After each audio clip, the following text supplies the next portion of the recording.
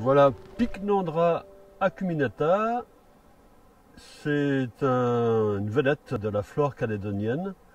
On l'appelle la sève bleue, simplement parce que la sève qui est contenue dans cet arbre, c'est un latex de couleur bleu turquoise, un peu verdâtre, mais plutôt tirant sur le bleu, bleu clair, fluo.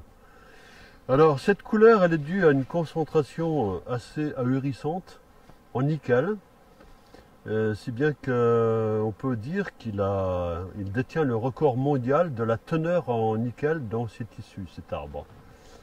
Et cette sève contient jusqu'à 20% de nickel pur et à peu près un peu plus de la moitié dans le latex frais.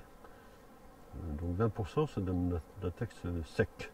Et il n'est pas répandu du tout, surtout dans le sud. Et on tient jalousement à être discret sur sa localisation.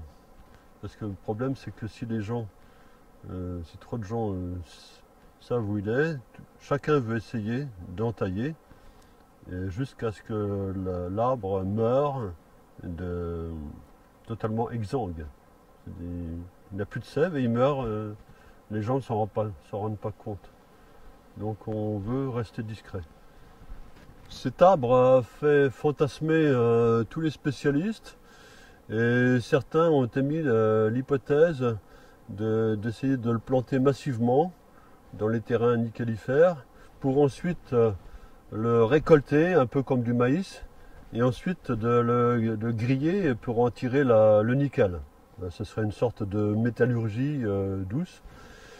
Sauf que ça reste du fantasme, ça restera du fantasme parce que déjà c'est un arbre qui se laisse pas facilement domestiquer. On n'a pas réussi à mettre au point sa culture. C'est un arbre qui pousse très lentement, très lentement, donc il est hors de question d'envisager des plantations du style maïs ou blé ou pommes de terre. Ça ne sera pas fait dans un avenir immédiat, et même lointain, j'imagine.